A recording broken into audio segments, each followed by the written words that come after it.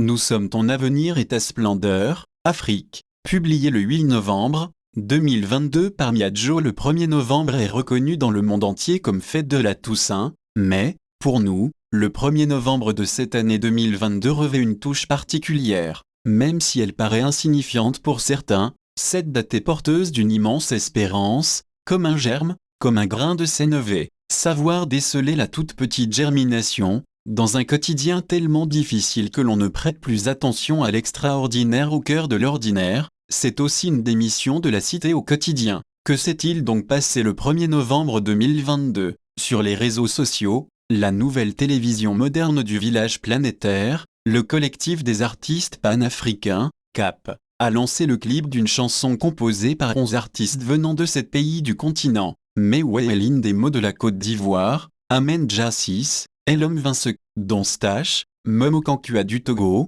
Didier Awadi du Sénégal, Le Mans du Bénin, Nanda du Gabon, Nourat Ladeboslam du Niger et Papi Kero de la République démocratique du Congo. Cela peut sembler banal, car ce n'est pas la première fois que des artistes prennent fait pour une cause. Et, pourtant, pour notre cas, c'est très différent. En effet, on est habitué à voir des artistes s'impliquer dans une campagne électorale pour un président. Il y a aussi les artistes qui sont des ambassadeurs d'organisations internationales. Il y a enfin ceux qui sont des figures pour des marques dans un monde dominé par la publicité. Mais ici, il s'agit d'artistes qui s'engagent pour une campagne citoyenne. Oui, il n'est guère question d'une campagne qui leur apporterait quelque avantage financier, mais d'une campagne pour une cause qui concerne le devenir de notre continent. Il ne s'agit donc pas de s'aligner derrière un candidat, mais de se mettre en action pour le développement, la paix et la cohésion sociale dans les pays africains. À La Baule, en 1990, lors de la 16e conférence des chefs d'État d'Afrique et de France à laquelle 37 pays africains étaient invités par François Mitterrand,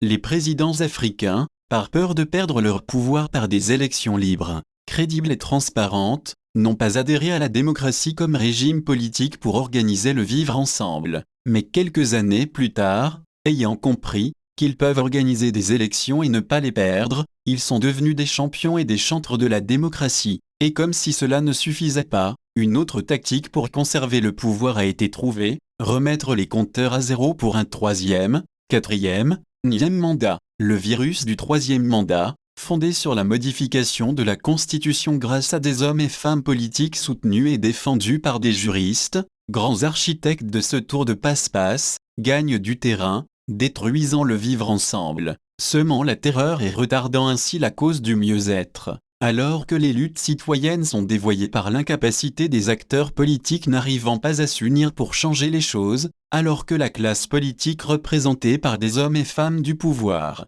mais aussi hommes et femmes du savoir par leur formation, et qui, pourtant ne sont plus gages de la recherche de l'intérêt général, alors que le désespoir gagne de plus en plus de jeunes et ruine l'espérance d'un lendemain meilleur, alors que les discours ne parlent qu'à l'intellect, 11 artistes, de différents pays du continent, viennent témoigner d'une ère nouvelle. Ils indiquent d'abord que c'est ensemble que nous sommes l'avenir de l'Afrique, cette Afrique convoitée par plusieurs puissances multinationales. Ils révèlent ensuite que la jeunesse est, malgré tout, porteuse d'espérance. Et ce n'est pas une jeunesse qui met en avant des stars, au contraire elle est convaincue que les citoyens africains sont tous des acteurs et donc des stars de la société à construire. Par conséquent, la diversité fait notre force dans une harmonie à créer sans cesse dans la reconnaissance de chacun avec ses talents. Sans la recherche intellectuelle d'une définition du panafricanisme, ces artistes se sont mis ensemble par le cœur pour composer ce chant et monter ce clip sur l'île de Gorée, un lieu hautement symbolique dans l'histoire d'une Afrique humiliée, violée, chosifiée, zombifiée, etc.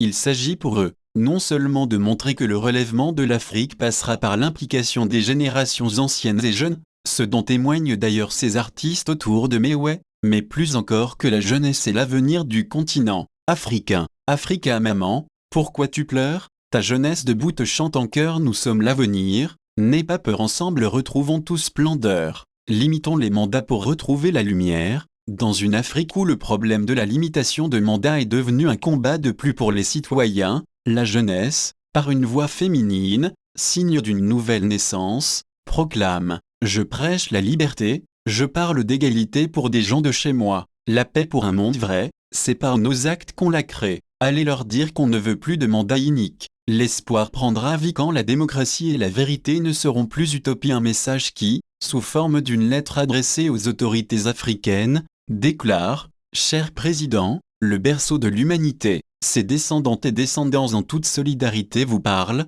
limitez les mandats de 2 mandats ça suffit. One, two, and no more ». Ce « One, two and no more », qui est le sous-titre du morceau, révèle le contenu de la campagne citoyenne lancée par des organisations de la société civile ouest-africaine le 17 septembre 2022 à Dakar où le concert a été annulé. Mais, les autorités sénégalaises ont oublié qu'à notre ère, les réseaux sociaux rendent compte de la découverte, du savoir-faire et des initiatives des citoyens dans la vision d'une gouvernance partagée. Et dans cette œuvre citoyenne, la date du 1er novembre vient comme un symbole essentiel. Qu'y a-t-il de plus beau que de retenir cette date de communion avec les générations passées et futures pour montrer que ce combat nous engage tous, pour une jeunesse qui rêve du développement, de jeunes artistes, inventeurs de l'avenir, apportent le message d'espérance qui met debout, car comme l'affirme Nicole Rieu, chanteuse française, l'artiste est celui qui change tout, il est le magicien des temps nouveaux. Oui,